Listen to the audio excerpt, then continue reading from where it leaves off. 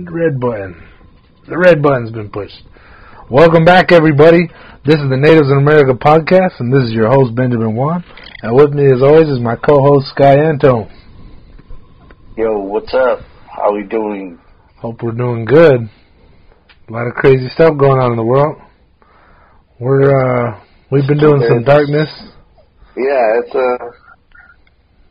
I don't know where the world is going, but it's definitely in a rough patch. Yeah. Yeah, definitely. Inflation is out of control. So, on a side note here, do you feel like this isn't the subject we're doing tonight, but I want to ask you, because you're in an office right now. Like, I haven't seen the inside of an office for a while, and I haven't been clocking in for a while since like last year. So I'm kind of curious about your opinion versus mine. What I've been seeing, like I've been going to restaurants up here in town, and grocery stores, all that. Do you think we're in a decline in COVID?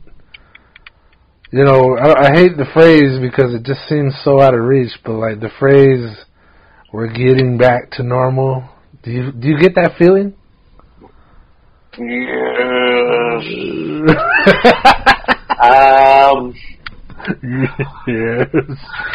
Not totally. Yeah. I still think there's this invisible timeline to kind of being back into a comfortable place, but like, what do you mean by an invisible timeline? Like I think the kids that aren't in school, and with school it's a lot of like hearsay, Yeah. I think it's a lot of like rumors. So sometimes with how the pandemic is, it's like things are up in the air. Yeah. And just like how we thought it was going to be 1 year and things are going to go back to normal, like we were kind of like the new year was going to be a better year. Like we kind of have that expectation of a date or a time when it's going to kind of shift. Yeah. And it just seems like we're just trying to get to that shift where we're going in the right direction. Not totally normal, but I don't really see a COVID decline. I just kind of see like small steps to where things are still up in the air. But individually, I think that as a whole and individually is different because I'm not out and about, but this past weekend I was in Tucson, and I think the mask thing is like, it's kind of like it's almost optional in certain places, or there's like, it's almost like kind of just said to keep the peace because it can't be required or it can't be not required, because it seems like somewhere someone's going to argue for the other thing, but what I see is like, we encourage masks, but it's not required. Or if you want to wear one, go ahead. So, it just seems like people are being more friendly about the more friendly. It got pretty nasty for a while, right? Like, people were like, like yelling at somebody, like, hey, put your fucking mask on, like. 20 people would surround somebody in a corner and start yelling at them and like, put your mask on, we're going to throw you out, we're going to put hands on you and throw you out. Yeah. We're going to stand 5 feet in front of your face and yell at you full volume while spitting all over you, and we're going to talk shit about safety of someone's house. Like, get the hell out of here if you don't got your mask on, you know? Yeah, you fucking non-mask wearing degenerate, get the hell out of here. What the hell are you doing? Get out of here. Get out of here. Yeah. Yeah, it might be a keep the peace tactic.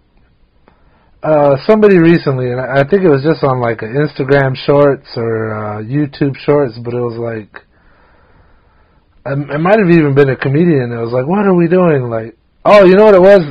There was a recent video taken of like all these celebrities at like a baseball game, and not a damn person was wearing a mask. Uh-huh. You know what I mean? And they're all like close and shaking hands and talking like right in front of each other, and like. And I think I saw like Larry King saying it and some other people. I think it might have been the Daily Show guy, the British guy. Uh-huh. But anyway, it was like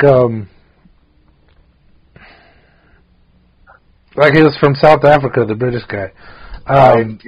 You're talking about Noah? Yeah. Noah. Yeah, exactly. But anyway, they were pointing out all these people, and then by comparison, they're like, "Look at what we're doing to kids." Like, and I think the big thing was half the people that were there at this. I think it was a baseball game. I think half the people that were there were very public supporters of mask wearing. I think is what it was. It was like they were going out and doing video campaigns going, wear your mask, people, it's important, like, let's be safe. And then at the ball game, they're just maskless, like, fuck it. So it became this big thing, and then they started pointing out that kids who historically throughout this pandemic have been the least vulnerable. You know what I mean? And I've seen it where a kid would get it, and then like 2-3 days later they're fine. Uh-huh. Or, maybe they don't even go down at all, but it was like, they're like, kids who are the least vulnerable are the ones that are getting it the worst. Like, they got their mask, they got their shields, they got their washing hands, they got all this, like, maybe 6 to 10 kids in a classroom versus where it used to be 30. And, no wonder the parents and the nurses are all quitting because they're being overworked. It's all coming crashing down. And then again, like, I don't know if that's what you were also talking about, keeping the peace, but those mandates to, you have to be vaccinated caused a lot of people to quit their jobs. Oh yeah, that's another.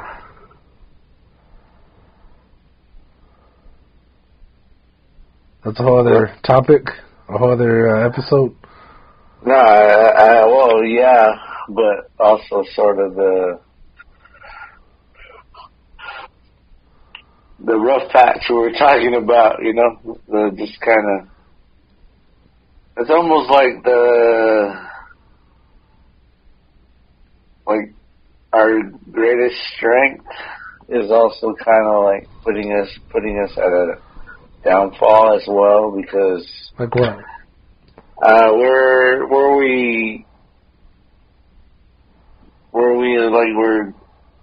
We're proud that we're individuals, and we're proud that we have our own ideas, and we're proud of our ability to make decisions. Yeah, freedom and civil rights. Yeah. Yeah, maybe it sounds cool and it's important to the individual, but as a whole, where I guess like other countries, and I'm not pointing any of them out, but it's just like the people are all moving together as one very swiftly, and where we're at, our situation is just everybody has their own way of doing things, and to each their own, which is, again, I'm not saying is the wrong or right way, but when it comes to being all on the same page, it's almost impossible. So it puts us at a downfall, because now there's all these arguments and decisions are, I don't want to say they're not being made, but it's almost like what decision are you going to make? And, everybody's out in each other's business more than, I don't know, it's just a weird time, and I don't know if it's just because maybe we're separated more, so we're on the computer more, and I've noticed that too, that I've gotten more savvy with how I'm using, like, Instagram more. I don't know if it's just because I've been using the app so long, but it just, I was like, wow, I'm doing a lot more than I was in the beginning when I would see, like, the younger ones doing it, and I'm not trying to say I'm catching on, but it was just like, it's just because we're on that more than we were prior to all the madness happening, I don't know. I definitely feel like people are getting tired of it. Like from the get-go, I knew there wouldn't be like, oh, it's a year and it's done. Like, we're so attached to time and keeping track of time that we're like, oh, well, let's set a date and this is when we're going to be done. Like, even the president was like, oh, we're going to get this knocked out by July or something. Like, he's like, I'm going to do a deadline and we're going to do this. And of course they didn't do it. Because, that's not how it works, But what I've been seeing a lot is a lot less masks. Now, from the get-go, I never really felt like masks did any damn good. You know what I mean? Like, most of us, like, have, your nose hanging over the top, or, if you got a beard, then boom, the mask doesn't work at all, and beards are what's hot right now, And, it's like a lot of reasons masks don't work, but they convince the population, all right, you got to have one, or you're going to get COVID, So I didn't quite believe it in the beginning. I started wearing one. Now I'm, like, perfectly trained to wear one. And by that, I mean, I go to the store, I leave the house, I kind of pat my pockets like, oh, where's my mask? I'm going places, I better have a mask. And then I got kind of carefree. Yeah? Maybe because they're available more, or... Yeah, there's a bit of that too, yeah. I can scrounge one up somewhere, but it just... In the beginning, I was like, making sure I have it, but as it kind of dragged on, I was almost like, I know I can find one over there where I'm going, or... There's a chance. I have a bag in my car, like a big Ziploc bag, just with the disposable mask, because it's like you gotta have them wherever you go, or I don't really feel comfortable going into places without a mask. So yeah, I'm not comfortable yet going. It's almost like being naked. I'm still very strict to it, but I just got more careless with, like, I guess the personalized masks and the ones that were like, I was not excited to wear, but were like, oh, this is a cool mask. Like that was like, I was excited about it for a little bit, but then it got old. That's something else. I know. What I'm getting is, like, I got so used to it that, like, I walk into a place, I'm wearing one. But lately, what I've been seeing is, like, nobody's wearing them. Mm-hmm. Like, there are some, like, older people. You see a lot of older people wearing them. But there's, like, a age range where they're just like, fuck it, pandemic's over. Or maybe some people are like, oh, I got my shots. Fuck it, I got my shots and I haven't gotten sick, so fuck it, There's, and the one thing that drives me nuts, like, I mean, how else is it supposed to work? You can talk shit about it, but you can't at the same time. Is in the restaurant, everybody's required to wear one as they walk to their table, and the second you get to your table, oh, just take it out because you're going to be eating. And it's like, what the hell? All of a sudden, your table has this bubble of immunity around you. Like, you're safe now? Like, a cough no longer travels, 30 feet or whatever. Like, this crazy, misty shit in the air. Like, yeah, like that movie Outbreak in the movie theater. Like, somebody's coughing and everybody who has their mouth open is getting it.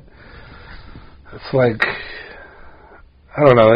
There's a whole bunch of ridiculousness that's been going on with it, and just the fact that the government are even now changing it and going, oh, okay, maybe you don't need to wear a mask if you're this or that, and like, oh well, if you got this many vaccines and you're willing to just continuously take these boosters, then sure, maybe you can wear a mask less, Mm-hmm. If you're still vulnerable, wear that mask, but I think people are fed up with it.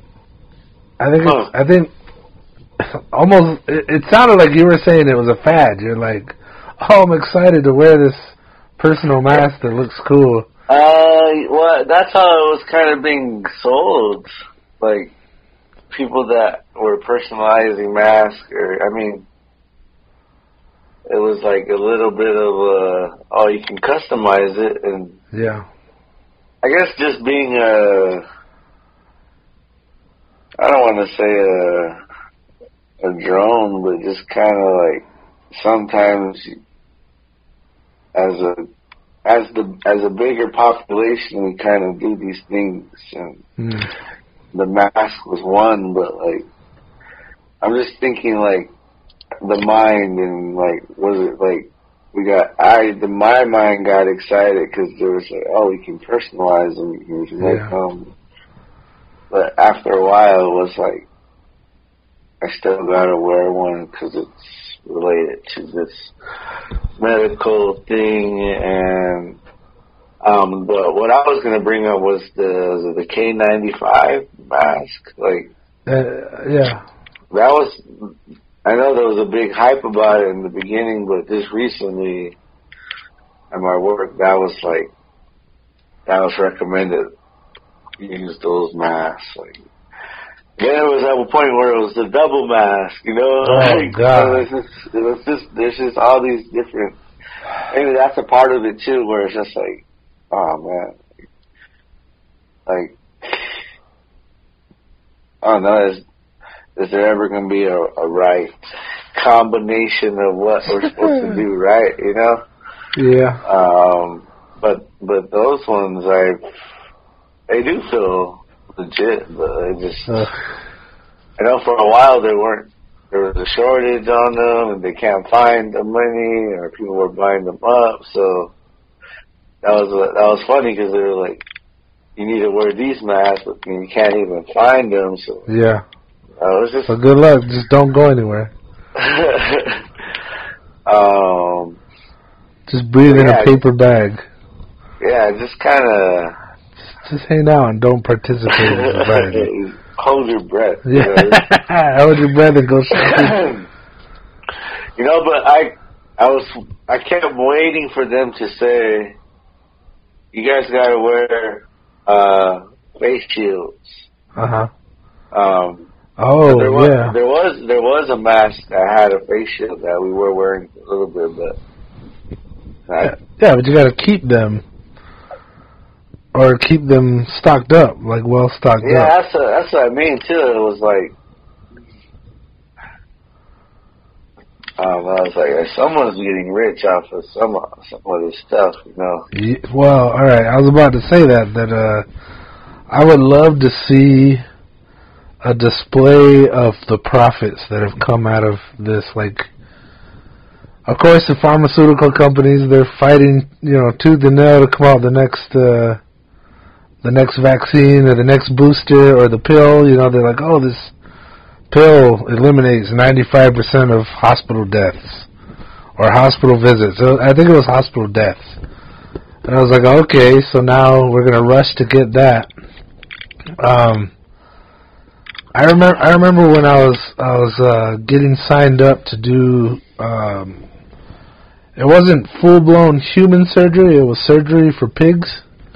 And they were saying, well, this is a this is a dangerous environment. There are things you could catch. We need to get you certified and then fitted for I don't think it was a K95, I think it was an N95, but it was one of the masks that they've been pushing. And I remember in order to get fitted for that, they would have you wear the mask, and then they would spray your face with a dye and have you breathe in deep. And if any of the dye showed up under the mask, they'd refit it. So it's like I was going to get a mask for my face, built for my face. And the funny thing is, when the surgeries came about, it never happened. It just never happened. Yeah, no mask. And so what I'm saying is, like, they may have recommended this mask, but I guarantee none of them were fitted to that level. And I think getting fitted for a mask is the one and only way a mask could have been as effective as the government and whoever else wanted to back it, support it, would say. You know, they have all these claims and beliefs of how it would work, and I just don't think it ever would have. None of them, unless it was maybe that level. But then, you know, you still have your eyes exposed. But like I was saying, I was wondering who would have profited. Like, if I could see the profits that have come out of the pandemic, the pharmacies, and then I think it was like 3M. I guess they're based in China, but they've been supplying us with masks, and at some point they held them hostage. You know, they're like, oh, we want so many vaccines in exchange for all this next shipment of masks. And there was this like panic where everybody was like stockpiling masks. Wow. You remember the movement, and I think it must have been when they had their first vaccination out, when there was this huge video movement like TikTok and Instagram and YouTube, where people were like throwing their masks away, like, oh yeah, we're free, we're back to normal. I think so, yeah. And then shortly after that, there was these giant spikes and huge spreads of COVID immediately following that.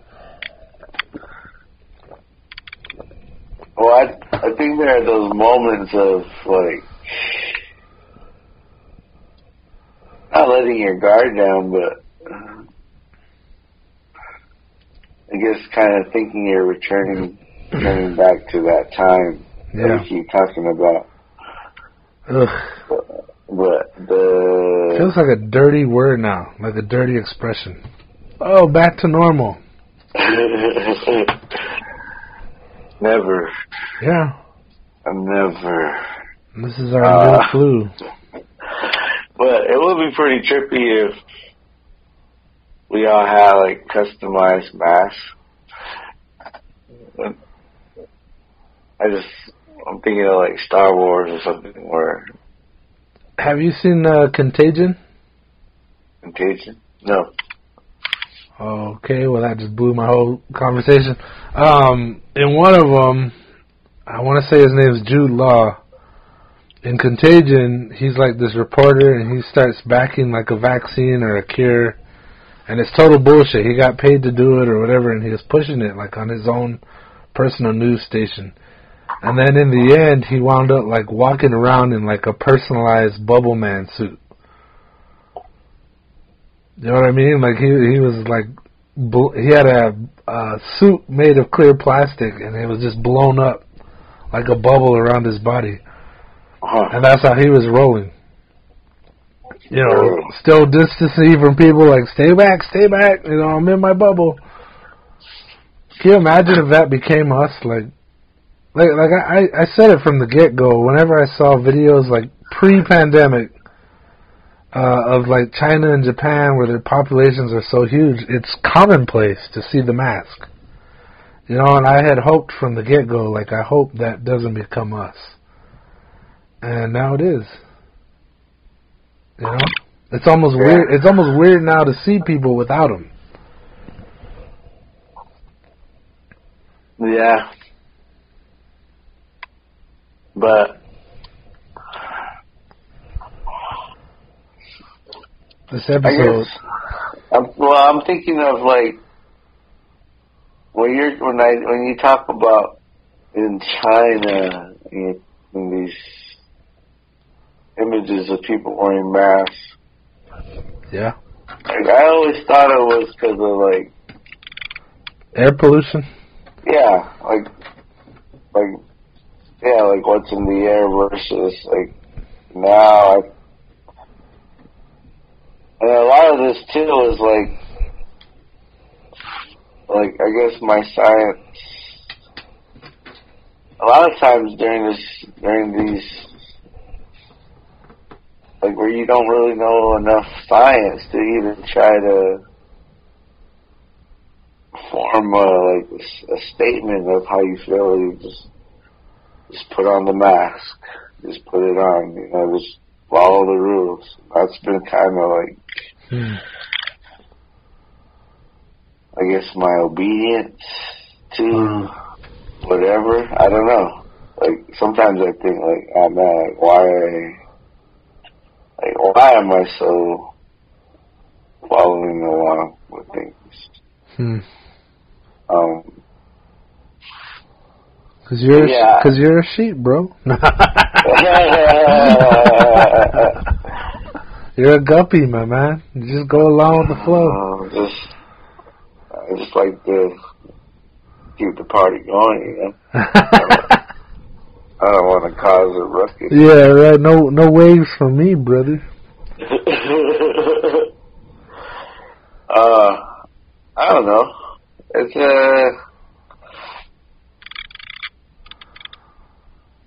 I don't know. It's a lot of knowledge. It's almost like to accept knowledge, you also sort of have to defend all these, like, screwed up things happening. And maybe the reasons why they're happening, or how it's affecting certain people. Is like, I don't know, man. Like, I think that's another thing too, where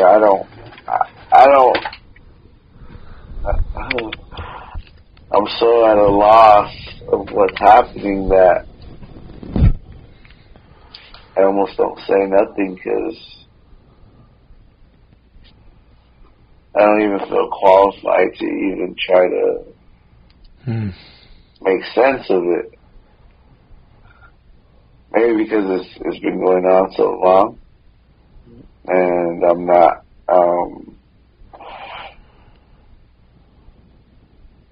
I don't know. Like, I think, like, in the beginning, it was not sugarcoating it. It was just kind of like, things are happening. Things are crazy. It's just like, and maybe it was just from trying to keep things on a positive side, upbeat, even though it's dark. Still being like, hey, I know things are rough, but you gotta push through and to kind of keep that energy. And yet, it's still getting dark. It's still getting dark. It's almost like, do I even need to mention what has happened? Because it's been happening for, I guess now that we can say it's happening for quite some time now. Like, this period. Yeah. It's going on 3 years, right? It's long, yeah. It's been a long fucking time. But, I mean, I guess in the beginning of it, it was like,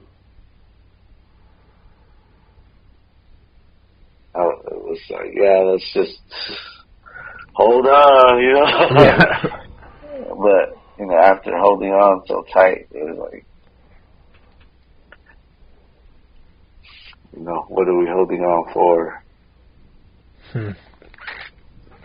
I got that way when people just started dropping. After a while, I just lost faith in everything. I was just like, damn, what does it even matter anymore if we're just going to start dropping? You know, like I just went out the deep end. And it was that. It was just like, damn, everybody's going, losing a bunch of people. Sometimes it makes sense, sometimes it doesn't. And it's like, man, like, how do you defend against something you can't see? And it's just, you know, even doing your best to track it, if you really take it serious, it's damn near impossible to, like, always wash your hands, to not cross-contaminate. Yeah. all the places you've sat your phone down, you know, and then how often do you actually wash your phone? Like, there was a while where I was washing my phone, and I stopped doing that.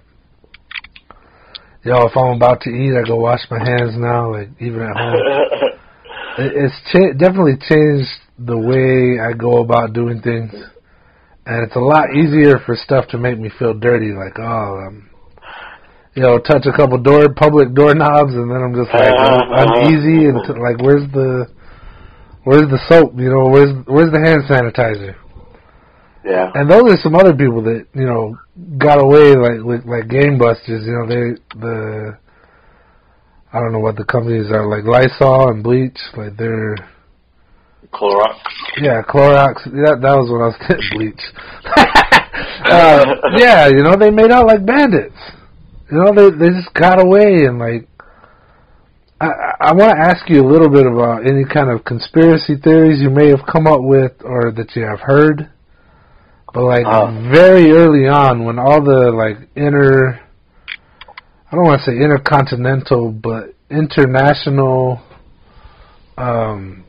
debates and like embargoes and all that, like trade basically, and how we were struggling to get our products here, and you know, and people were scared, man. People were terrified, like emptying. I never thought toilet paper and paper towels, paper products would get hit so hard, and then they did, you know. And I'm like, wow, like people really want to be certain that they can shit and wipe themselves clean,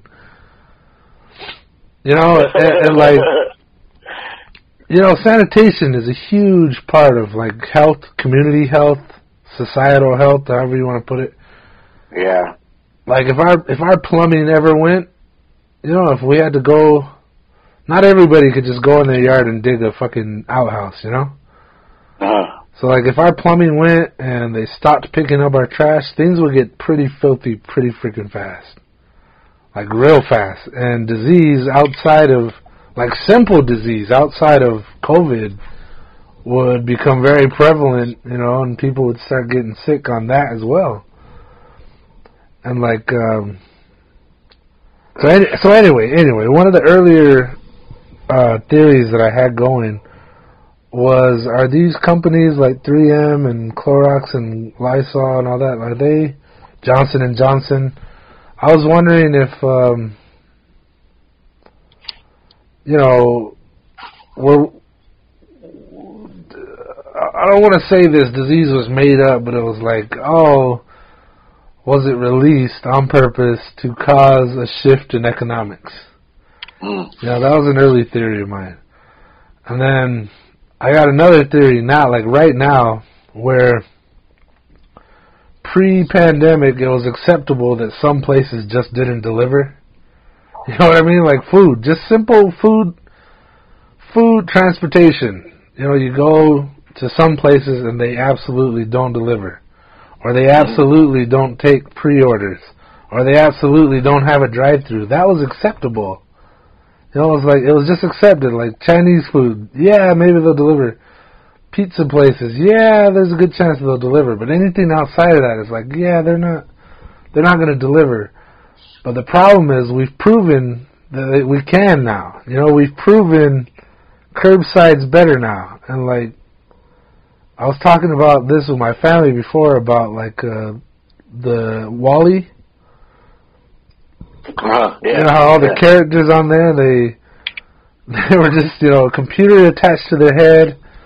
They're just laying in their seat and just eating and drinking whatever the hell they want, and then they're just getting all big and they're losing bone structure because they no longer walk. You know, I was thinking about that in comparison. It's like we're so used to just having food dropped off now. It's like, say this imaginary back to normal time comes, all these companies aren't going to be able to just take that away. It's like we've proven it's doable, and now it's permanent. It's going to be doable now. It's going to be a new thing. I guess it's not so much new, but it's permanent now. Because we've proven it could be done. The internet, man. Yeah. The internet. And then some people like advertising too. They're shooting to get the edge by saying, "Oh, we're like I saw a laundry commercial," and I was like, "All right, do you want soap that just washes your clothes, or do you want soap that sanitizes your clothes?"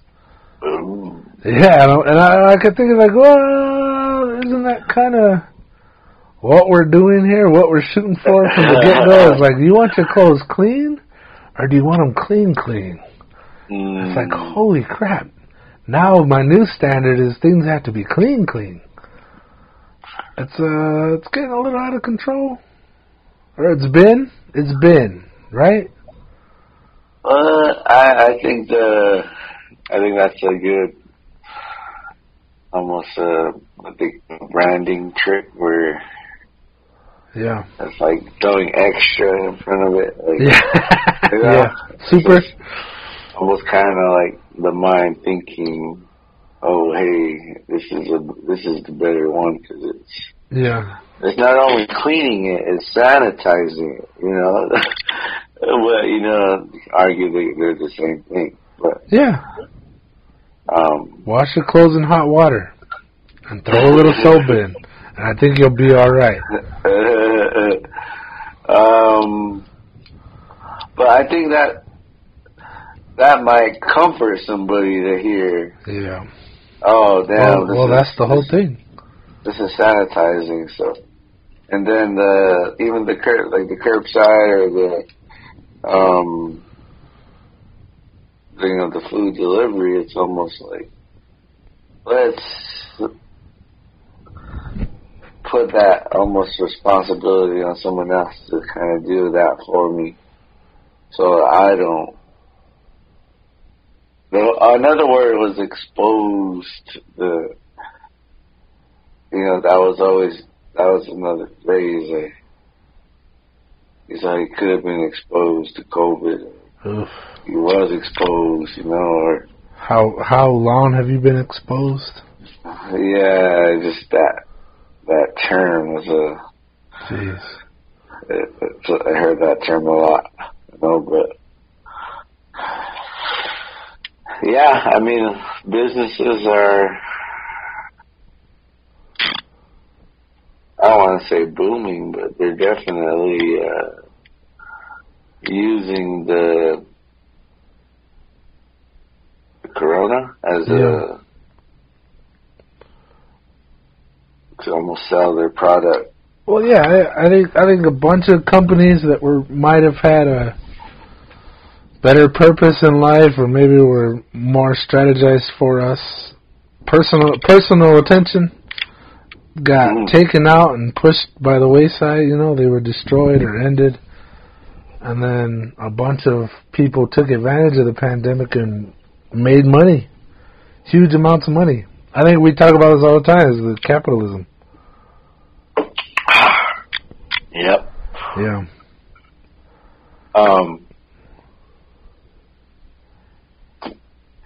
Have you heard any theories or made up a few of your own about anything that's going on now, or you know, maybe what you heard in the beginning and now it's totally debunked now?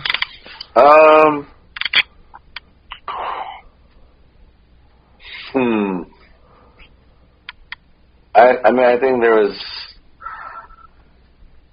Everything's about getting everybody to do this, to push us in a direction, but like it just seemed like the theories are all pointing at, you know, different individuals that were you know, trying to influence the world or trying to almost get us prepared for another kind of lifestyle. Yeah. Which is kind of what has kind of happened is like, you know, we're doing things a lot different. Yeah. Like I said, like it's kind of, I guess it's been a while now to where it almost kind of feels routine.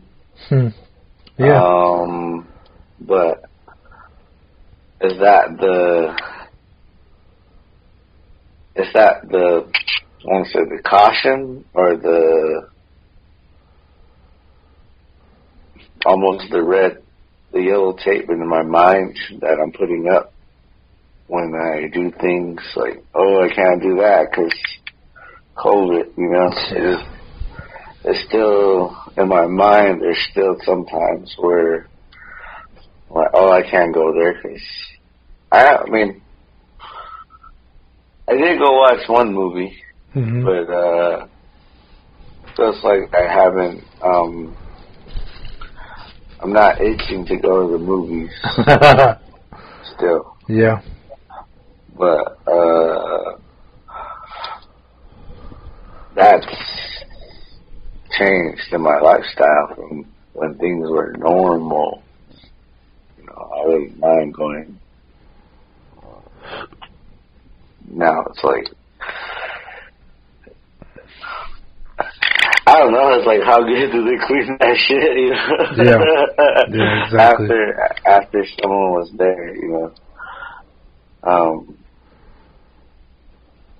And you know, one other weird thing too is like, you know, with the food and who prepares it, and a lot of times I just caught myself thinking like, man, how naive were we, or was I before when things were normal?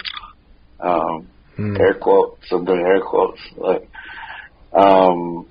when things were normal, like I didn't give a fuck who was doing the food, you know, or who was making the food, or like why was it like that, opposed to now where, you know, I'm like eyeballing the dude in the bag, you know, cooking my burrito, getting my burrito ready, like, Yeah. You know, just kind of up and, you know, just, hey, did you wash your hands, you know? Yeah. Yeah, the funny thing about that is we should have been that aware of who's cooking our food, but we weren't until this, you know? Yeah, but I don't know. Yeah, that was just. But why was it not a big concern where it was coming from? It was just. It's here. I guess that when we talk about normal, and it seems like it keeps coming up, but it's like during that time, was it just this carefree atmosphere where we were just some dirty motherfuckers, you know, and it was okay because we weren't free love, baby, free love. You know what I'm saying? Yeah, I know what you're getting at. Is that gone though? Like that feeling?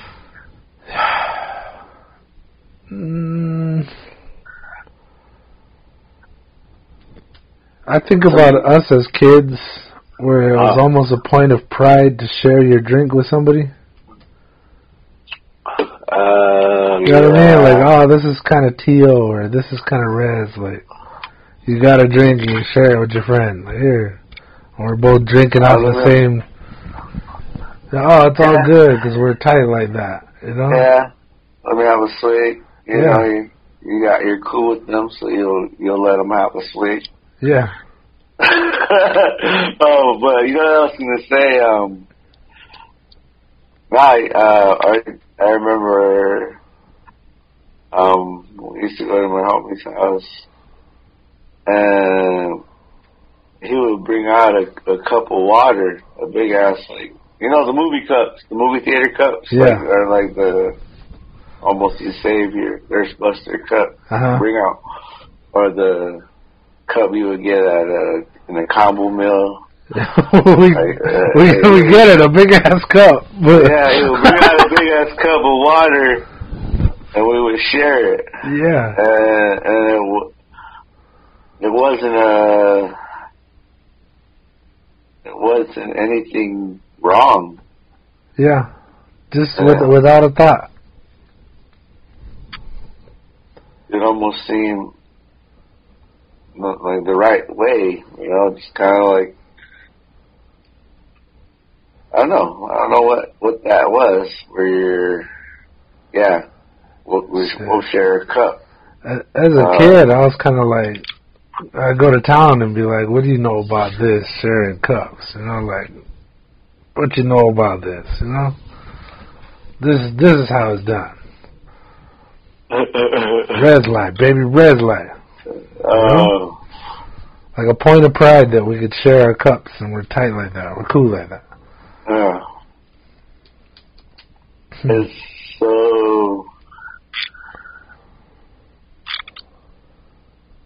with Corona coming and being here, that's not really, like, to me, it was almost like I'm trying to be considerate of how the other person sees things. That's just how I've always been. Like, sometimes in my mind, I'll think, like, maybe this person will feel comfortable if I don't wear a mask. Huh. Yeah. You know what I mean? Absolutely no, yeah. That's just me in my head, like. Or you're the only one wearing a mask in a room full of people, and like, maybe I should just take it off just to make everyone else feel comfortable. Yeah. Like, that sometimes that thought has passed, where I'm like, oh, maybe I am going too far with this, maybe I should. Damn. But. Because you're that guy that overdoes it. You know? Sometimes, yeah. Damn. Not even knowing. That's crazy. But I don't know. Because I remember one time too,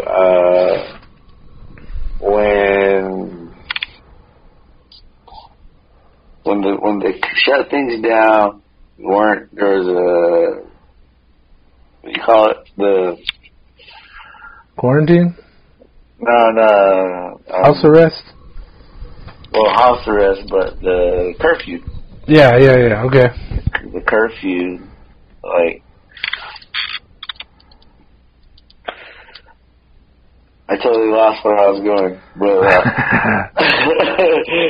when they threw down the curfew, and it was just the res, wasn't it?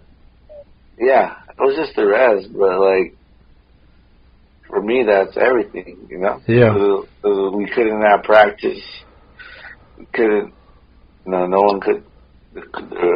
Everything was shut down, and they still haven't even opened up the basketball courts. Damn, really? At the primary. Those Wow. are supposed to be community courts, but they're still locked up. Oh, I guess they might be going, our most precious youth. Maybe. I don't know, dude. I think it's like that, like safety, where no one will get sick if we just don't allow no one to go there, Damn. But that's, what a shit show. I mean, but so check this out, like, the kids will hop that fence to play. Yeah. And so, like, I don't know, it's just, that's a whole different topic, but when they lifted the curfew and things were kind of getting okay, but it was also more like, you gotta have rules, you gotta have temperature checks, like, if you were gonna plan something where people were getting together, you had to have which how things were, but in the beginning it was almost like, oh, we require masks, so that might make somebody feel comfortable. Yeah. And I just remember this moment where, we were starting to have practices again, but it was like, hey, we're going to wear masks for practice. Just so that, we're respecting everything, how it's going. Yeah. And we were, it was in South Carolina. And so, I was wearing my mask, and then, just by chance that day, one of my relatives was just walking through, and I don't know if he was aware of how things were. Maybe he was. He knew what it was, but he saw me wearing my mask, and he just kind of like, I don't know, he just gave me a look like, you don't need to wear that, and this guy. But I had to. This guy and his little mask. I don't know, there's this argument in my head where it's like, you don't need it, you don't need to wear it. And then there's also this other part where it's like, for things to run smoothly, it's best you pull it up. Okay. For things to run smooth. I'm glad you brought that up, because I was looking for an intro to go into it. Back to the theory. Conspiracy theories. Well, policy change. You're saying let's grease these wheels and keep everything rolling smoothly. And by wearing masks, we're going to do that, right? Kind of. People are going to be comfortable. Now we can open up the courts because everybody's wearing masks, right? I think it was more like we can get together. Dude. But if we're going to get together, I think it'll be best if we wear masks. Just because, where everything's still going on in the world. But we still want to be here. You still want to meet. So, there's almost this, like, internal, like, just, again, to keep things smooth.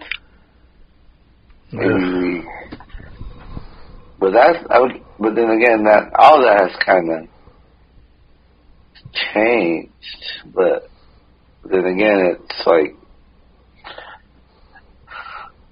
some kids have said, like, they're not comfortable wearing it, like, they can't breathe, like, trying to run, especially, like, running up and down the court, and you're like, how you're breathing is not physically exerting yourself.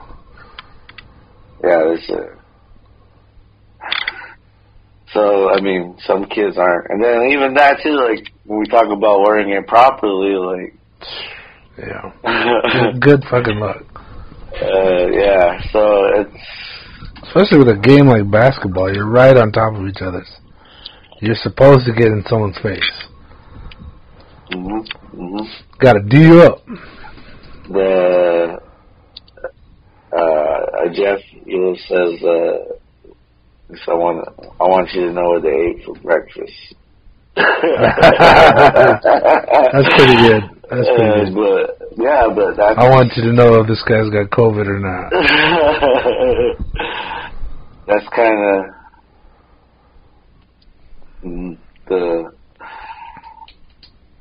it's almost mixed. Jesus. Mixed. Be safe, but still give it your all. You know, that's... Well,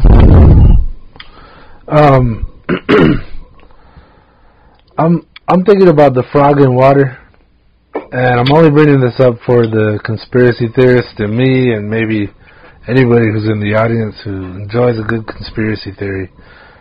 I think an ongoing conspiracy theory is that the government is constantly trying to take away civil liberties and civil rights.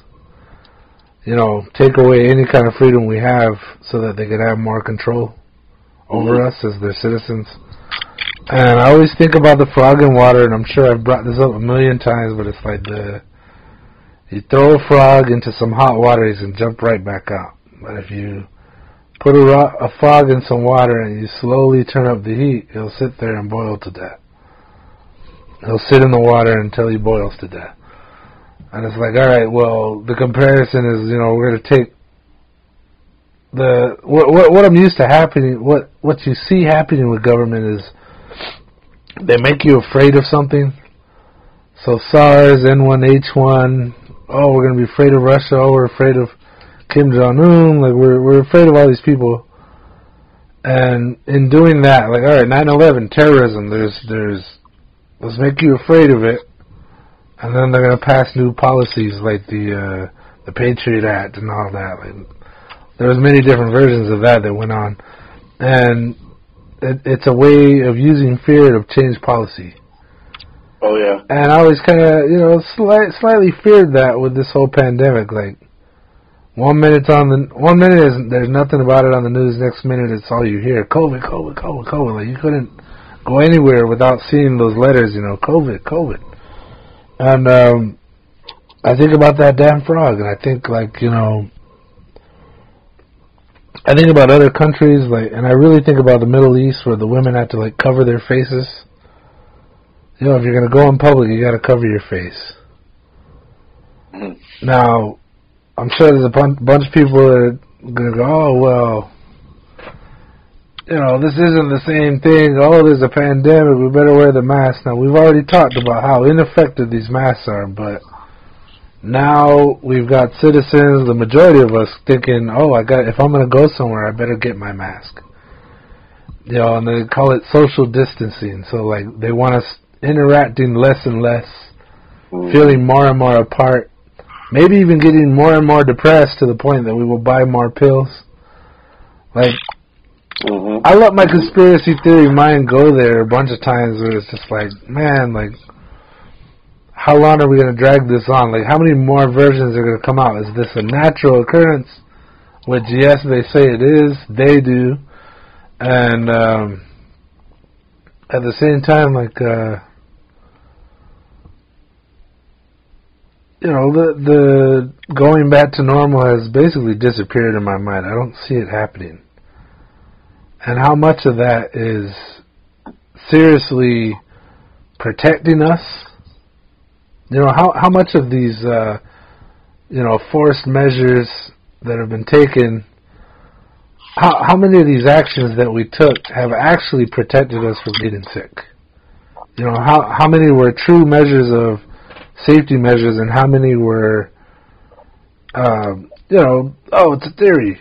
But then, you know, it gets spouted out by every newspaper, news outlet saying, yes, absolutely, this is fact. You know?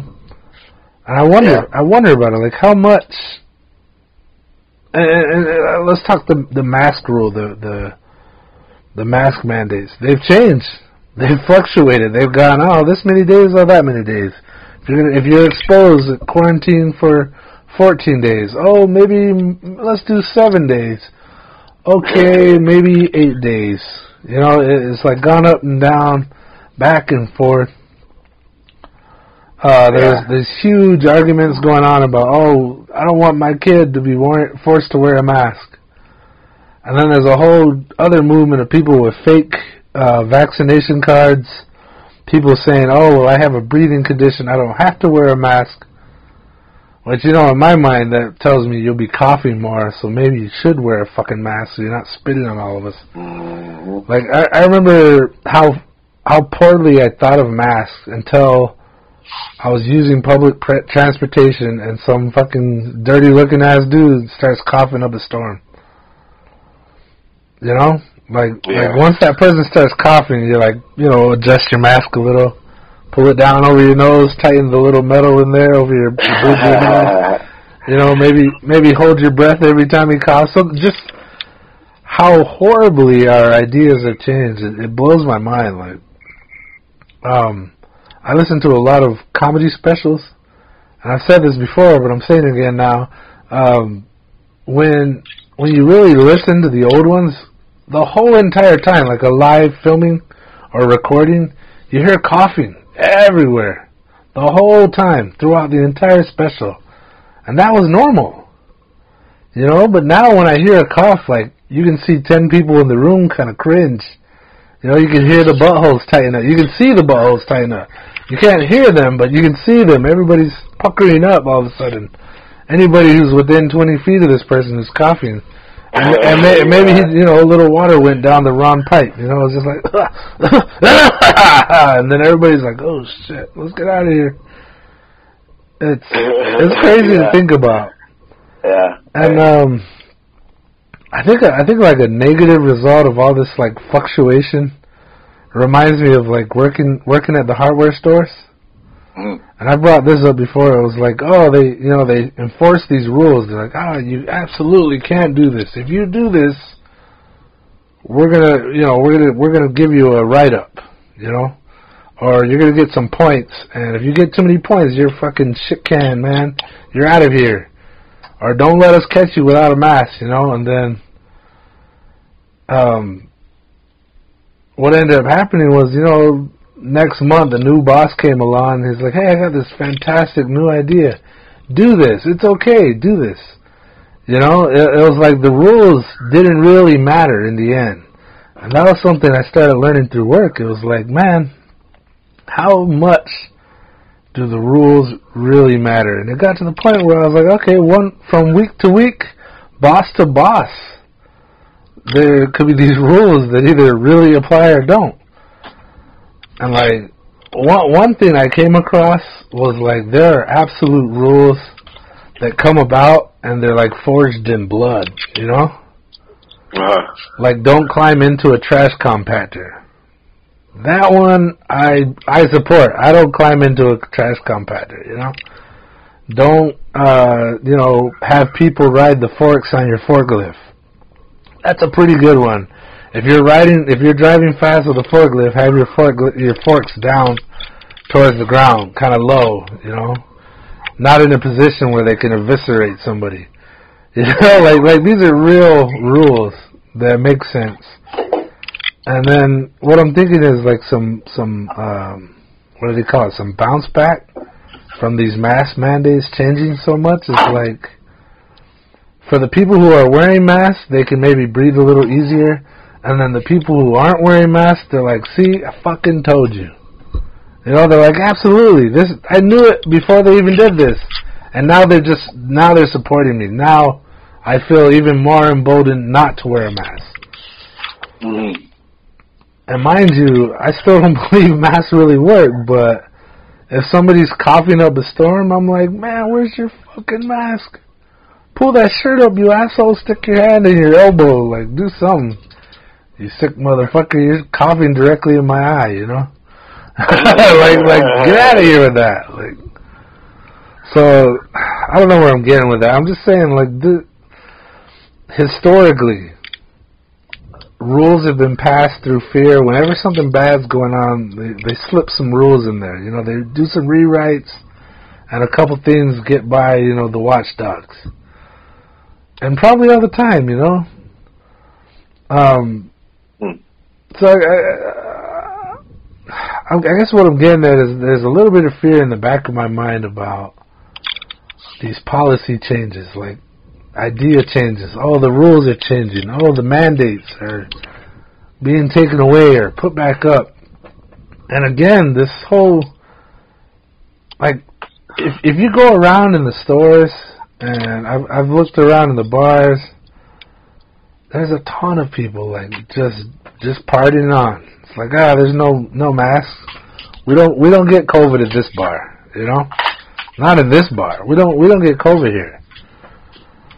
Or the liquor will kill it, you know? The liquor will kill it. Damn. Why don't I let you talk for a while? 'Cause I've been...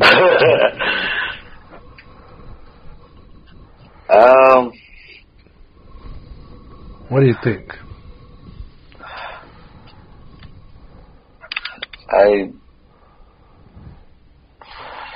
Like I said, like, when it comes to, like, the theories, I definitely see, like, us using even Zoom, like, the people are doing their work from home. Like, you're talking about that movie WALL-E, where there's a lot of, like, social distancing. Yeah. You know, we're kind of modeling that.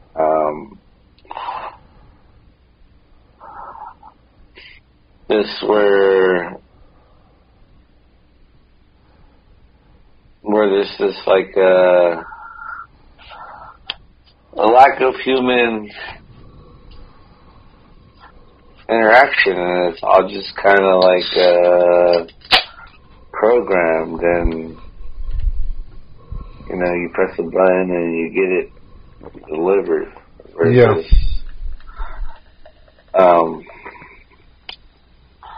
you know, I always think of the gas attendant back in the day. Uh-huh. I don't know if you ever remember in South, like the old Texaco gas station, like. Yeah. There was a point where there was a dude that just pumps it for you. Yeah. I don't know if you remember that, but like. I actually do, yeah.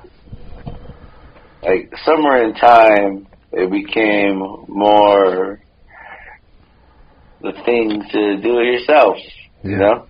That's that independent, you know, where we're doing it, you know? We like that feeling. Yeah. But, I don't know, I guess there was a point where you don't need to pump it. Someone else is going to pump it for you, because this is how it works in this establishment, you know? Yeah. We pump it for you. Interesting. But, so kind of relating that to now where, like, oh, you don't need to go to the store. Yeah. The store will bring your groceries to your door, and you're all good. And then that's, and then I think of, like, the jobs that open now for people that are, like, 'cause I heard of people that are, like, delivering for Amazon, and, Whole Foods, like, it's very WALL-E-esque. WALL-E-esque. Because some people aren't going anywhere; they're just home. Yeah. And there's something wrong with that, but it almost seemed like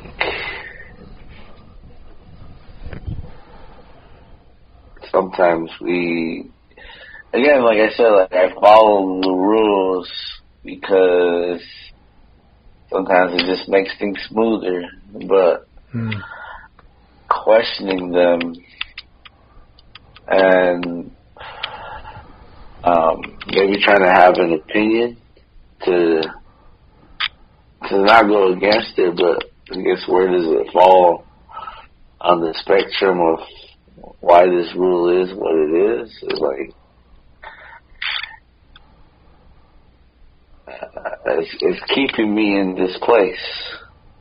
And I guess us as humans, we entertain ourselves. We still require, things to buy. I guess even to shift of online shopping, like there was a point in time where that really wasn't a thing. We just, You ever order from a catalog? I remember we used to get these old ass catalogs, like East Bay, and they'll have like all these shoes, and it's all this like a way to buy stuff. It just seems like online shopping has went up. Yeah, hell yeah. It's like tenfold.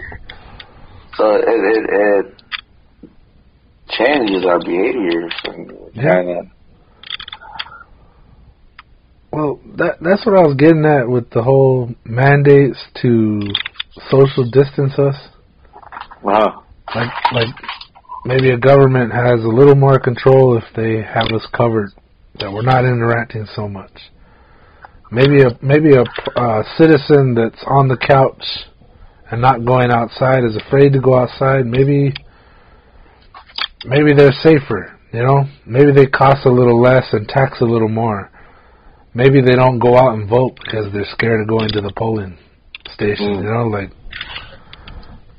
I do feel like there's some form of control in that. Yeah. You know, if we're using our debit cards, digital currency versus, you know, cold hard cash, there's a paper trail. So all the companies that are sending money to Washington, and Washington itself, the government, we've got these giant digital fingerprints, these like maps of who we are, and we're more, what do they call it? Data mining. When a company you go on their website and next thing you know, they find out stuff about you. Email companies are reading all your emails, you know? And it's just, they copy it now. And that's just policy now. You know? It's creepy. But it's the age we live in, and like everybody's buying into cryptocurrency, and because everybody's buying into it, they're creating this, it's becoming a boom. Credits that were once $1 or maybe even some change, they're worth, $1,000 now or more. You know, and my whole thing about that is like so again, there's a paper trail. Well, I don't know. I've heard they can be traded without any paper trail. You know what I mean? Like a giant company can be paid millions of dollars. Like when they did the whole ransomware, they're still doing it, but like when they were hitting it pretty hard. Yeah, those people, like the government always advertised, we got millions back. They didn't say they got it all back. They got some of it back. And I always think about AI too. Like, it sounds way out there, like it doesn't apply to this, but my thinking is when they actually let AI kind of run itself for a while, there's been plenty of occurrences where it started writing its own language. Yeah. And it was so advanced, we couldn't figure it out. Even the people who made the AI. I was like, they have no concept of what this language is and how it works. And what's crazy is, like, if a powerful AI were to take over cryptocurrency, they could wipe it clean and then just digitize it or create a language for it where we wouldn't be able to get it back. We wouldn't be able to figure it out. Damn. Maybe I'm going off the tracks here. It's just, I think they're all tied in together. And I'll say it again, I kind of feel like another war is kind of looming right now. I mean, yeah, a war is going on in Ukraine, and I'm sure there's plenty of war still going on everywhere, but it's like, I think we're on the verge of a world war. And COVID and like all these changes that have happened very quickly over the past couple of years, I feel like has weakened us, kind of frightened us, and softened us.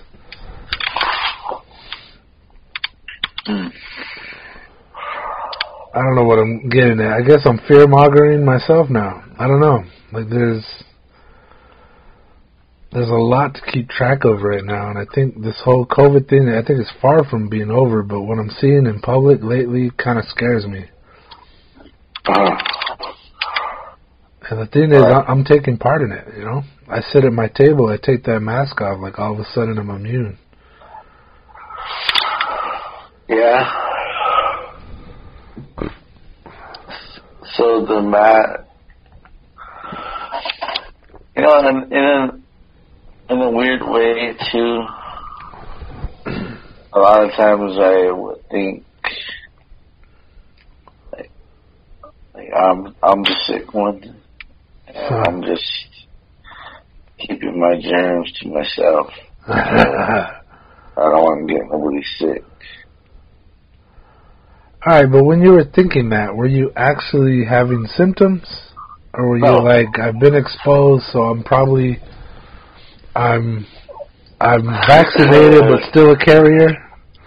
No, you know, I think, man, like, throughout the time this whole time where somebody you know got it and they're really struggling, or people you know are getting it and, you know, they're quarantined and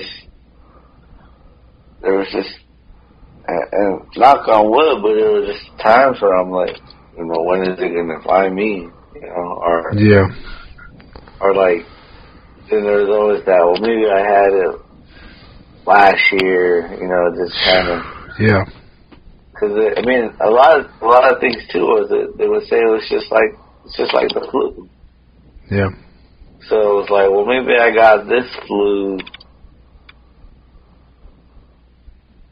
of November 2019, and I've been exposed a long time ago, so I was okay, you know, and I don't know, just, what do they call it, like survivor's guilt, where you're just kind of feeling bad because you didn't get it, and yeah. I don't know, it's just, you hear people like talk about it, and or even like that, like people that really suffered or it really affected them to where, you know, they were on the ventilator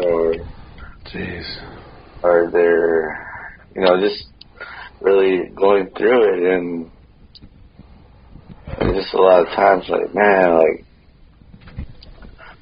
when is it gonna come over here? Because it did hit close, but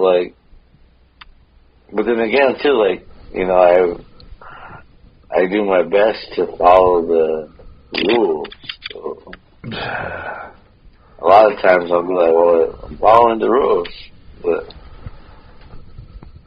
doesn't mean I'm less immune or whatever. I just always think, man, I'm pretty lucky, or is it my luck that's keeping me safe? But I don't know. I just thoughts in my head when everything's going on, because it was like when you will find out someone is exposed or they tested positive and they have it, it'll always be like, well, where did they go?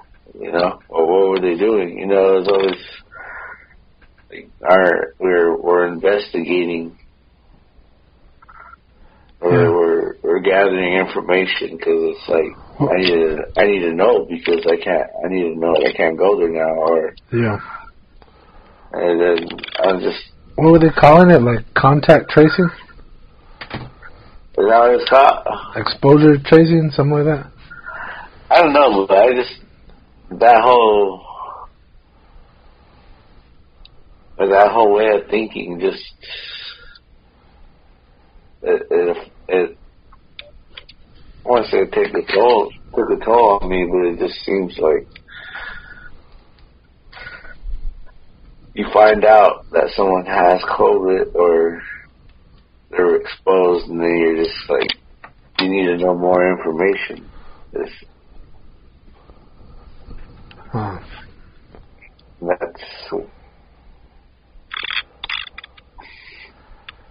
So, it's just weird. What always kind of tripped me out was people that absolutely weren't getting vaccinated, which included me in the beginning. And then at the same time, we're still going out and socializing and passing 40s and doing all this shit. And there was a period on again, off again, where I was like, man, like, is that the trick? Is that the immunity? Like, you just drink every day and do drugs? You know? Do a bunch of coke and you'll be fine. It's not going to get in there because there's a bunch of coke. Like, is the virus not going to do very well because you're constantly full of booze and alcohol and drugs? Like, is that the cure? But you know, you can't make any money off that as a pharmaceutical company, so you got to come up with your own fucked up way to make it happen. Like, I wondered. On again, off again. I started wondering that because like, I've had quite a few friends that were just going around like it was a regular day, no kind of pandemic going on. They'll talk about it and maybe rock a mask at the store, but you know, because they have to. But then, you know, at home they're just going house to house and partying and passing 40s, and I'm like, damn, like they didn't get it, you know, like how are they not getting it? And then a few of them got it, and I was like, oh, okay. They just weren't exposed yet.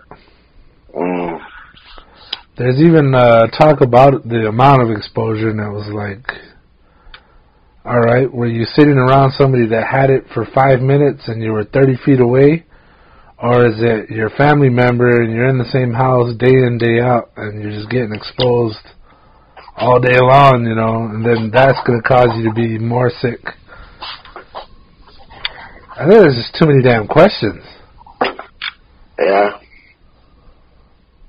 I think that's been the problem all along. Is like, who are you going to believe?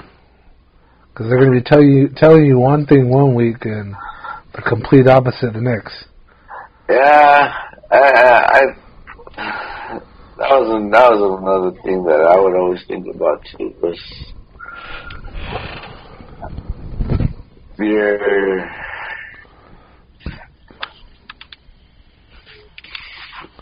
I guess how honest do you have to be to somebody?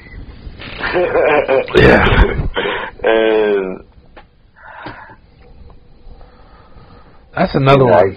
Yeah. Yeah, looking at yourself in the mirror, or I don't know, maybe not feeling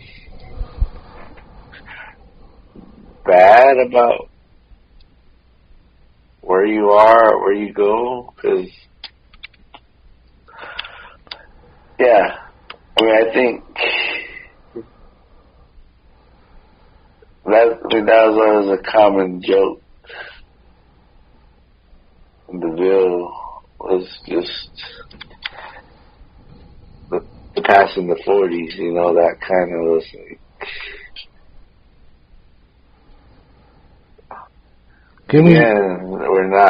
that's not acceptable in the COVID era, but like, shit, yeah, that's a common practice. So, but I don't know about what you're saying. I think it caught up to people that were kind of living that free, like it ain't affecting me. Yeah. But it was even funny. I mean, it wasn't funny, and I think that was the crazy part about it too. Was like, you know, you didn't want to, like, you would find out someone had it, and it was like, dang. But like when Trump got it, it was.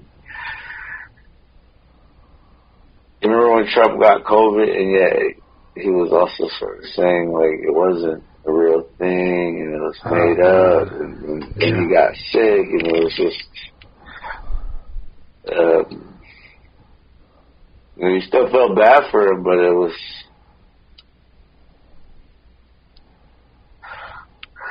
like there was a lot of people that were doing that kind of fit that same storyline where they didn't believe it was true, or they were saying it out loud that it wasn't true. They were sick. Damn. That was kind of a thing about it. Does this truth fit my beliefs? And if it doesn't, am I choosing not to believe it and I'll be okay? You know? I'll be alright because I don't believe it. I don't believe in COVID, so I'm going to be okay, right? Yeah. Or maybe I don't believe in wearing masks.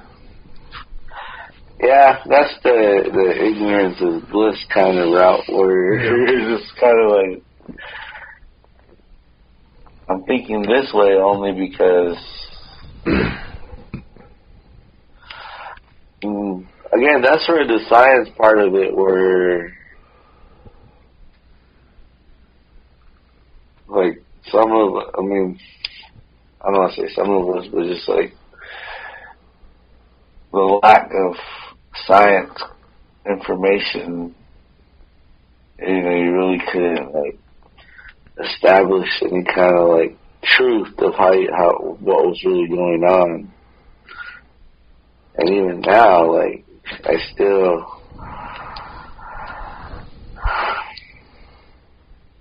I don't know, like people were like saying it was because someone ate a bat, and I don't even know how true that is, or if there's any truth to it. But like, people believe that, and probably because they saw Contagion, but you didn't see it, so you're safe. No, but I guess sort of like the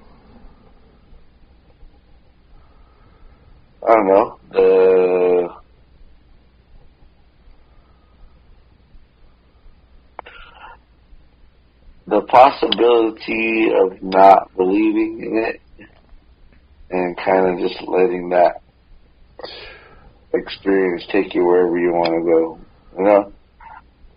And for some people it was okay because they didn't get ill and they were okay, but then for some they might have learned the hard way because they ended up getting sick and they had to go through it. Yeah. But yeah,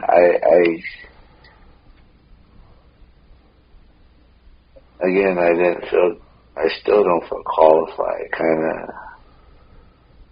talking about, how it came to be or why it is what it is. But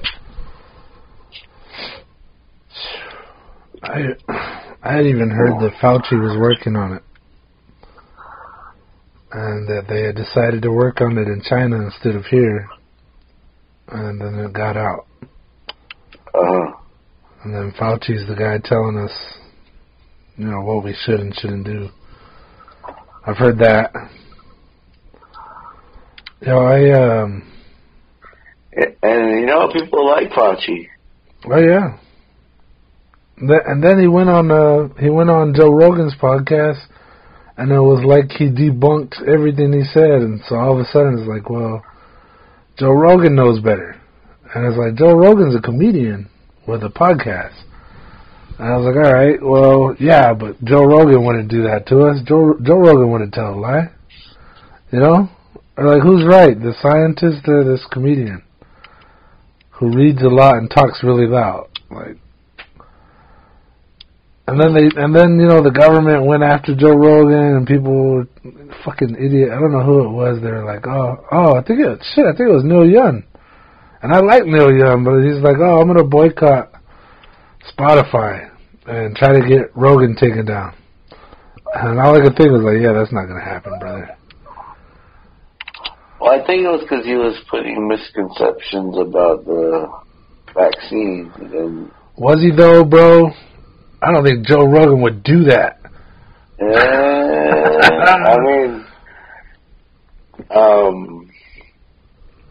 don't know. I think that was sort of Neil Young had purpose of why he did that.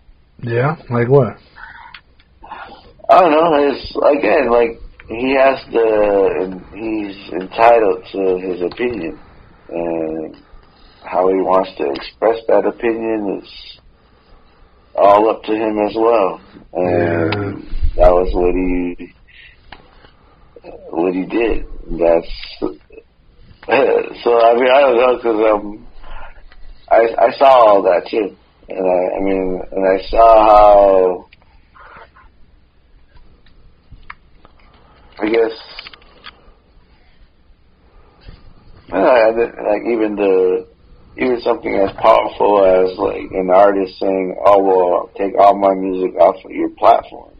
Yeah, that was pretty powerful. But I mean, again, that's how he felt about what was being said and what was being conveyed.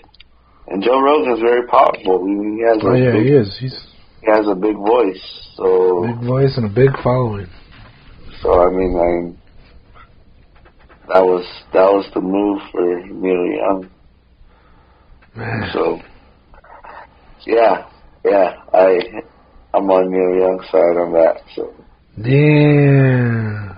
Rocking in the free world, bro. Oh, I love it. All right. But it's all good. It's all good. But see, that's the weird. I mean, that's the thing about it is like people want to know if you have an opinion, but when it comes to saying it, there is stuff that might happen if you say it. Have you seen American President with Michael Douglas and Charlie Sheen's dad, Martin Sheen? I can't remember the lady's name, although she was pretty badass in the show. I can't remember her name. Have you seen that? American President? I want to say yeah, but that's been a while. Well, it's one of my favorites, and they had two different points, like well, there were speeches and then there was conversation, and one of them was this big speech with Michael J. Fox, and he's talking to the president, and he's like, man, like, in the absence of true leadership, people will listen to anybody who talks. You know, if there isn't a true leader out there, like, looking out for the best interests of the people will wind up listening to whoever the hell's talking. And at the time, I think the president in that movie, he was, like, backing off, like, nah, this is a fight not worth fighting. I'm not going to go out and, you know, throw dirt on this guy. He's not wrong. I'm just going to fucking let him talk his shit and just sit back. And they're like, hey, you need to fight the fights that need fighting, like, in the absence of true leadership. Well, these are two different people talking in there, but there is, like, in the absence of true leadership, people will listen to whoever's talking. Mm-hmm. And so that's kind of how I felt on that. Like, people, again, who people tend to listen to whoever fits within their ideology. Yeah. You know, you have a frame of mind, a frame of thought, and a belief system. And if somebody doesn't fit into there, and like that's kind of what the United States has become, really, and people in general, is like it's very tribal. Like, if you're not in my tribe, you're my enemy. You know, it's like, oh, we're in this group but not that group. Like, we're very divided on issues. And so there was that scene. It was like, if in the absence of true leadership, people will listen to anybody who's talking. Those are powerful words, and I kind of feel like, you know, that's been going on. This whole pandemic is people are looking for answers. And if you're in the wrong group, if you're a Democrat and not a Republican, or a Republican and not a Democrat, or if you're not far left, you're right, and if you're on the opposite side of me, I don't have to listen to what you have to say. And I think that's what happened a lot in the House. They've proven how fucking childish they are in the Senate. It's just like they're squabbling like children. Oh, you're not in my group, so I'm not going to vote for what your idea is, even if it's a good one. I'm not going to pass your bill. Even though the people need this help, even the people are hurting so bad they can't feed their kids and their families and pay their bills, so they're losing their homes.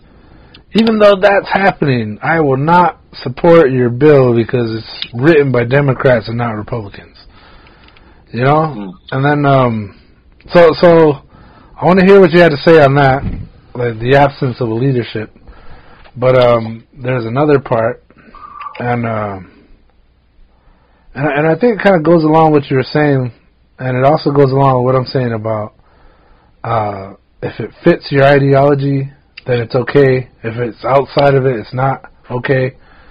There's a whole other part in that movie, the American President, and it's where he's giving a speech about patriotism. Like this other, let's say, I think he was a senator. He was giving the president, he was talking a whole bunch of shit about the president, saying, you know, why doesn't he have a card? Why is he a card-carrying member of the NRA? Or like, why isn't he supporting this? Like, why isn't he doing all these things? He's talking all this shit, and then the president never answered. So people listened to it and started believing him, and this guy's credit started going down. And then when he finally came back and gave his speech, he was saying, true patriotism is listening to a guy that, you know, speaks everything that you spent your entire life fighting against, and still hearing him out, still listening to what he has to say. You know, because that's true freedom of speech. Is when this person who makes your blood boil is saying all this shit that you completely disagree with, but he still has the right as much as you to talk about it. Because that's true freedom of speech. It's not like, oh, well, if you don't fit into my category, you're not allowed to speak. Like that type of stuff's been going on Facebook and YouTube and I think Twitter, where they've all, and I'm sorry YouTube because we're based on YouTube, but like they've been canceling people. They've been shutting people's accounts down. They've been taking away their monetization by what they were sharing. And I think that whole like, oh, you gotta be canceled because I don't agree with what you say.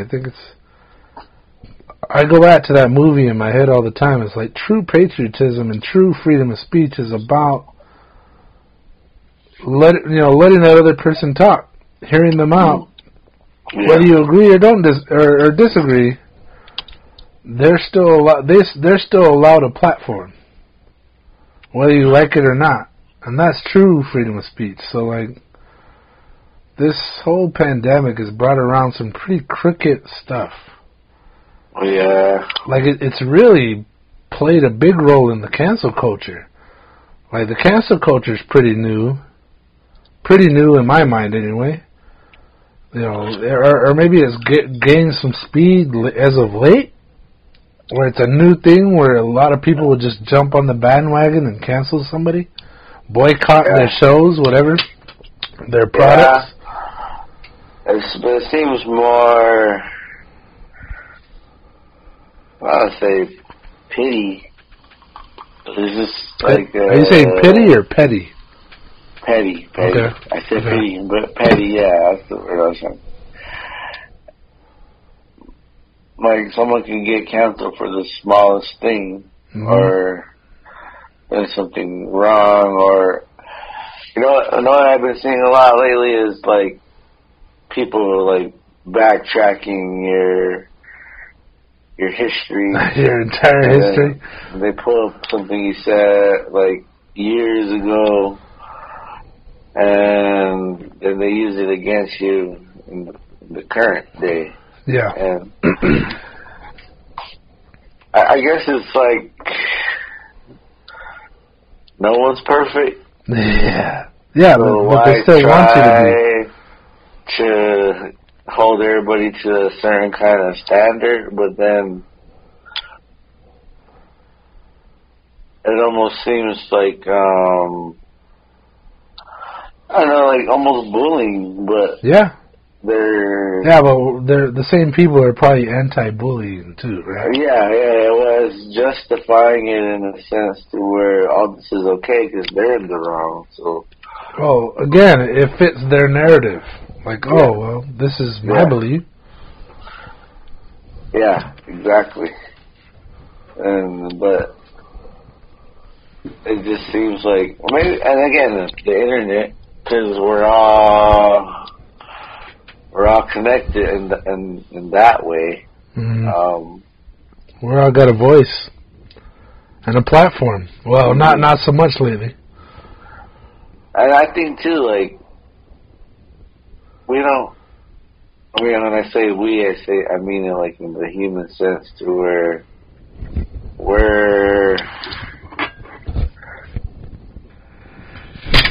we're given the opportunity to say things, but it doesn't necessarily mean we need to say them. And when it comes to like Twitter or the comments, like somebody wants to say something funny. Yeah. Or say something entertaining. A professional comedian will say something. And boom, they're canceled. They're joking. They're doing their job. Yeah, well, with comedy, I always have like that's what a comedian is supposed to do. Is supposed to like talk about real shit and put a twist on it. Yeah, but I think we always like one thing I always point out to people or even to myself, where I'm like, not everybody has to get along. Like, not everybody has to rock with each other. You know, it doesn't always happen. Even though there are some people that want everybody to get along and have world peace. Yeah, that sounds nice, but like in the real world, like certain personalities don't get along, and that's okay. But like in this whole cancel culture where it just seems like who's ever the popular group, if they have enough, I don't want to say ammo, but energy to like put hate on somebody for what they did or what they said. Yeah. It just kind of seems like even double the hurtful shit, because I don't know. What do you call it? Hypocritical, where we're pointing out this thing that's wrong, but we're also sort of like kind of, I want to say lowering ourselves, but like kind of going low. You know what I mean? Yeah. Yeah. Well, it's always tempting to meet somebody at their own level. If somebody's talking some low down dirty shit about your family or you, it's pretty damn tempting to go there too with them and their family and them. Like they're like, oh, I'm gonna get them back. Yeah. I'm gonna get them equal or worse. Eye for an eye. Yeah.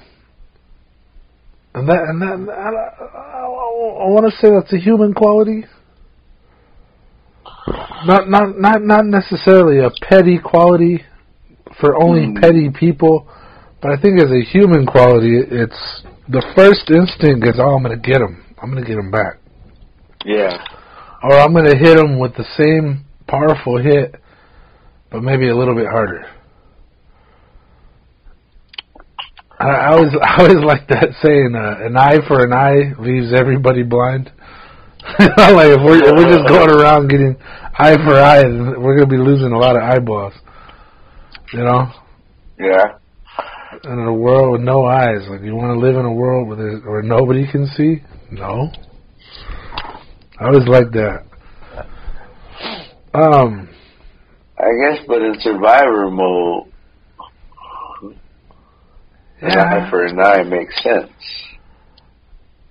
All right, so explain that idea, because I like what you're saying, but please explain it. Are you talking, so when you say survival mode, are you saying on a desert island and there's a group on this side and a group on this side, and if somebody attacks, you got to attack them back?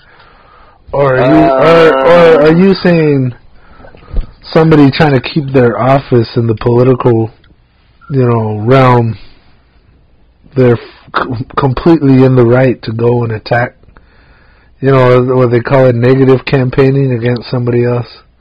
Yeah. So what are you saying? I'm saying... You said survival mode. Yeah, I'm saying, like, when we're... But I can see it applying to that, like, in that political world where,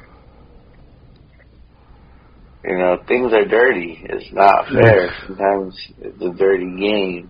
Yeah. And when you're trying to be the top dog, you'll play ball with the dirty rules, because that means you could do them too. But when we're talking about like this survivor mode, like if I'm getting pushed around by two people, I'm gonna have to protect myself. Yeah. So like, there's this point in time, or this point in life where, I mean, I guess it's always there, but like, if shit's hitting the fan, you gotta be ready for, whatever. And I think you feel that more when, maybe you're out and about, or you're in a place where you're not comfortable and there's people that are, maybe don't have your back, or, maybe they're not your closest friends, and you're just, if it goes that far where someone does the strike, it's like, my next move is to strike back. Because it's just like that. It's, like I said, the survivor mentality, but like, from, then I started thinking of like, well, from a philosophical, like, standpoint of like, Buddhism and just being peace with one and nothingness and just not being attached to anything. Because I think that's the root. I mean, I think that's what Buddhism is. It's just sort of just being nothing. And understanding that nothingness, to where if somebody hits me, I'm not reacting. I'm just, but like, that's hard to get there. Oof. You know what I mean? If someone hits you in the face, cracks you in the jaw. I've got an automatic argument right now. Go on. Well, finish your thought. You were saying, if somebody hits you in the face, it's hard not to just want to hit them back. Yeah. But I'm saying, like, in a peaceful, just, I'm not giving you that energy, just kind of looking past why someone is hitting you in the face, and where that energy is coming from, and what is the root of it, and then even having sympathy for why that person is going through what they're going through, and just, kind of having a full circle ripple effect of what's happening, and you don't always have to react to what you want to do. And so I just survivor mode and peace maybe aren't the same thing, but like I always remember Kobe saying that like, you have to go through war to understand peace, and so survivor mode is almost like how things really are. But like I also think that there's this peaceful way of handling it. But it's almost like a skill that's going to take forever to master because we're human. We were talking about we're impulsive. If someone slaps me, I'm going to go slap them back. It's kind of hard. Even me saying that, like, it just has to happen. But like, there's a part of me that's like, I don't want to slap nobody. I don't know if I'm making any sense, but I'm just saying. I think we've gone off the rails, but you're touching on something important. I'm saying if you're hungry, you're going to go look for food. Without boundaries? And if somebody is up in your business, you know, you might have to show them that they shouldn't be in your business. Oh. I was thinking about countries, and I was like, all right, if somebody bombed us, we'd have to bomb them back. Otherwise, everybody will want to bomb us because we don't react. Yeah. And that way of thinking probably absolutely doesn't fit into Buddhism. I mean, we're all so different across the world and have all these different belief systems. It's hard to think that we'll ever work together. I don't know if you've seen the movie Valerian, City of 1,000 Planets or something like that. Was it a cartoon? No, well, it might have been at some point, but I think it's this is a recent movie. But like I was really impressed, like you know, the International Space Station. Like we've got Russian cosmonauts, and I think there's Chinese and Japanese. Well, I don't know who all made it into space, but there's all these different countries that are up there working together in the same workspace, working on experiments of their own, while at the same time working with each other's. And there were all these like space treaties. I don't know when they did it, but there was like space treaties to keep war out of space. So really? on the front of space, and I don't know if it's still true today, because there's such thing as like military satellites and all that, but it was a nice thought in my mind of like on the space front we were all hand in hand, one nation of people, one people, one kind of people. We're humans in space, and compared to anything else on other planets, we're all the same here. Mm-hmm. And a nice way of thinking about that is like if a African American, a black person, goes from here to, let's say, Europe, they're American. They're not African American. They're American. They're saw as American. So in this strange foreign place, which is, in this example is another country, you're just American. You're just like everybody else that comes from America. You're American, and you can be all kinds of different colors, and still you're American because that's where you're from. Mm-hmm. And then when you go into outer space, we're all human. You know, it's not, well, you know, they still have Russian cosmonauts and American astronauts at the International Space Station, but we agreed to have like a ceasefire in space.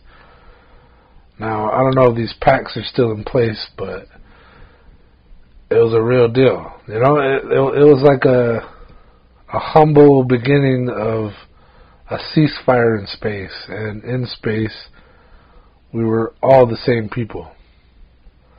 And I kind of liked that idea. It was kind of humble beginnings, kind of hopeful future. And right now, the way things are going, I don't see us as, one nation under God, or however you want to say it. Like, we're not all humans. We're kind of us and them and us and they, and oof. I mean, the thing is, we're all striving to have equal rights, or the right to govern your own self. Yeah. Self-government, the right to self-government. If you're born, you have these rights, and nobody can say no to them. I'm sure it's said better in our Constitution or whatever, but Bill of Rights. But I worry for us where we're at right now. We're kind of in this lost plane where individualism is more sacred than unity. Ooh. Yeah. Well, I guess the why did in our interest in being individual, because it's still unequal, and I think it's easier to approach the big table to say, hey, we have these rights as a group than it is as an individual. So you have a whole group of people that fit into this category, and you gather together and you fight for your rights to self-govern.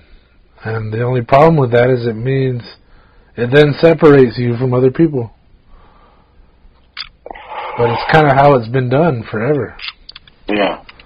I think what's funny, I don't know if it's funny, but it's kind of interesting, is that the people that people are trying to become equal with never asked anybody for that right. They're just like, this is our right. And then everybody else is scrambling to try and get their right too. It almost goes to one of my old school favorite Henry Ford quotes was, whether you're how did it go? Whether you believe you can or you can't, you're right. Yeah. So I try to teach my son that. Like, if you say you can't, then all right, absolutely you can't. Like, if you start off and you can't, but you say, yeah, I can, at some point, eventually, yes, you can. Yeah. And the people that everybody are trying to get equal rights with never started out going, oh, somebody needs to give me these rights. So it's like, oh, we're born with it. And now everybody is scrambling to get theirs too. Still, to this day. Yeah. So it's kind of crazy to think about. All right, we're at the 2-hour mark, so I kind of want to just have you say some final words here, Sky. Like, are there? Yeah. Do you have any predictions or any final thoughts on the subject? Like, do you have any either predictions on COVID or predictions on where we're headed, or just simply final words?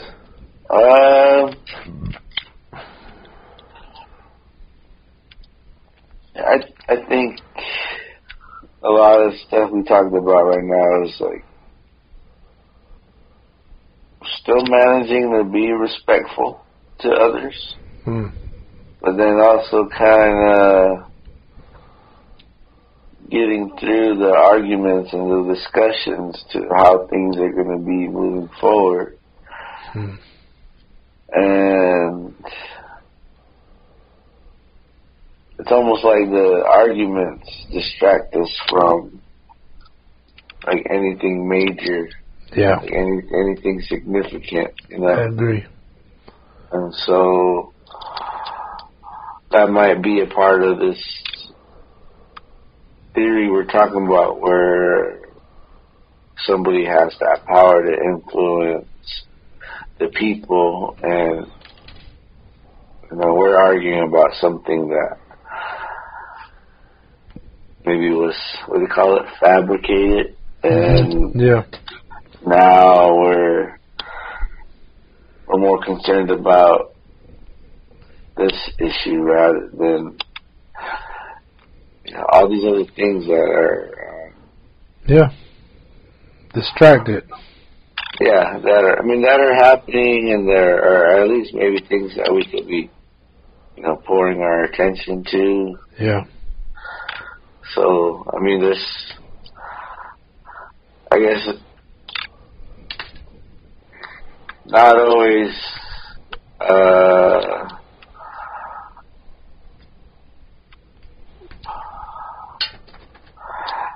they always, the cliche of, know yourself, or don't be a follower, but I think there are times when now you have to disconnect, but you have to actually see where you're going. Because, like I said, following the rules does make things kind of sometimes go smoother. But I say that in the sense of,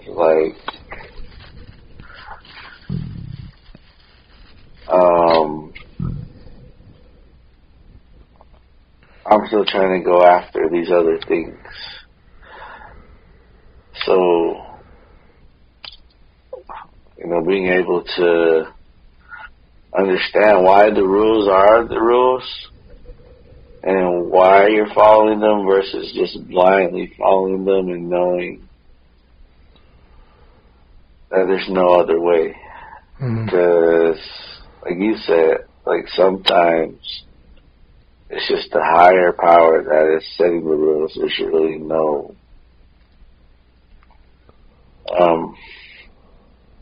I don't want to say need to them, but it's just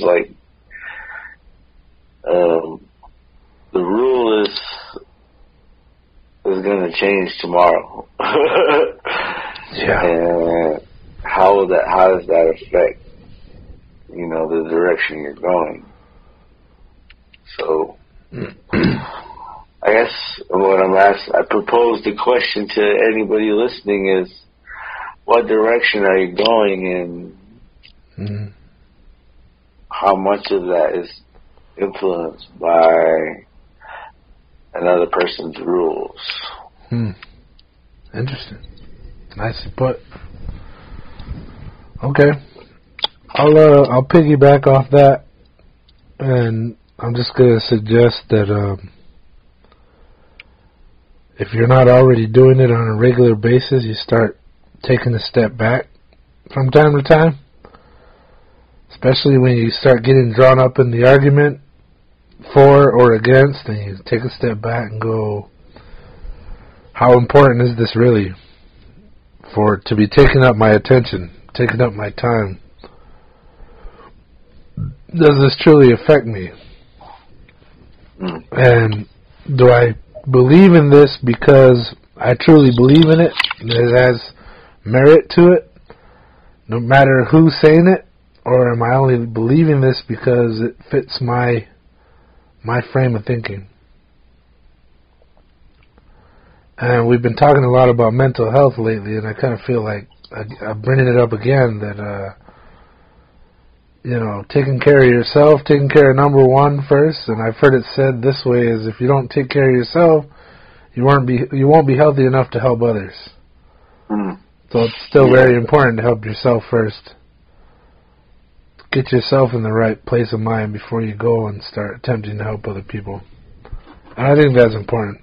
I think a lot of us, I think a lot of people who do try to help forget that part, because it seems so much more noble to be looking outward than inward.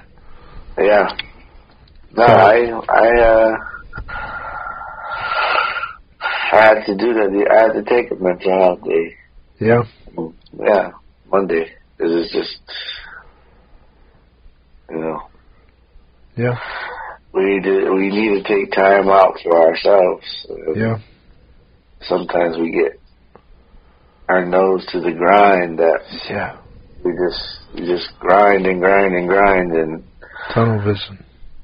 Maybe put off some things that we gotta wrestle with to the side. Yeah. But taking a step back is very important. Mm-hmm. And I think, as I've done many times on this podcast, where I'm talking like, oh, I fully believe this, and then the more I say things out loud, I start thinking about it and go, well, maybe I actually believe in this more than I thought. Mm. And, you know, whether you're putting it down on paper or saying it out loud to a friend, I think it's important to re-examine and readjust your thinking as things change. And like I said, there are rules. Like I think being savvy about what rules are actually important is a good thing.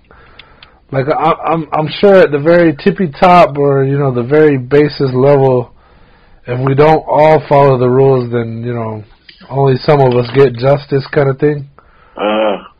Yeah. But you know, scientifically, I believe there's always going to be people who don't follow the rules. So I think navigating the minefield of, you know, us and them, fake or not fake rules, I think there are a bunch of rules that no matter what time of day or what kind of things going on in the news, it still makes sense.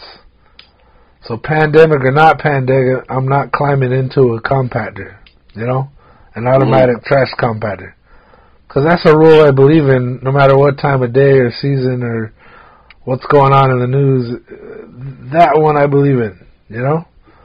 Yeah. But then a rule about, you know, putting plants on display under a table once the table's become full, and now I'm talking garden department here, that made no sense to me. It doesn't freaking matter.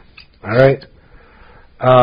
There's another one which kind of blew my mind. There was this real strict policy on leaving pallets on the floor. And I remember two specific incidences where I had a pallet on a pallet jack, and I pushed it over as far as I can because I was stopped by a customer, and I tried to push it out of the way, and it was like a magnet. I was sitting there talking to this lady, and she walked back. It was like she had to fall on it. So she walked back and started tripping on a pallet that I had just pushed out of the way so she wouldn't trip on it. And she went to it anyway. And I wound up catching her so she didn't fall on the ground. I had to like jump behind her and push her back up. Oh, damn. Yeah, and then another time there was this, I was going down one of the main aisles and I saw this older couple coming towards me. And I was like, I better push this thing. Like, there wasn't a lot of room, but it was enough room for me to get this pallet way over to the side. And I'm looking at this old guy, and he's looking at the ground and at the pallet. I can see him looking at the pallet. And I'm like, all right, guy, eventually he's going to change his course here and avoid the pallet. And instead, he walked straight at it and tripped on it. Oh, man. Damn near fell, but I gave him like a underhooking bear hug, and I caught his ass before he really like hit the ground hard. But it was like, dude, you're looking at it, I'm looking at you, and you still walked right into it. So they had a rule about strictly not leaving pallets on the floor, and that one I believed because it was proven to me.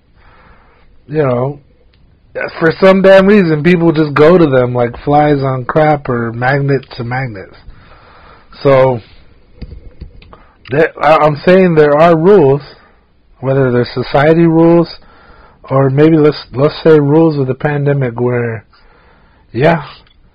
with enough exposure or in the right circumstances, they make absolute sense. And sometimes a rule, whether you believe it or not, still reigns true 100% of the time. Don't climb into that automatic trash compactor.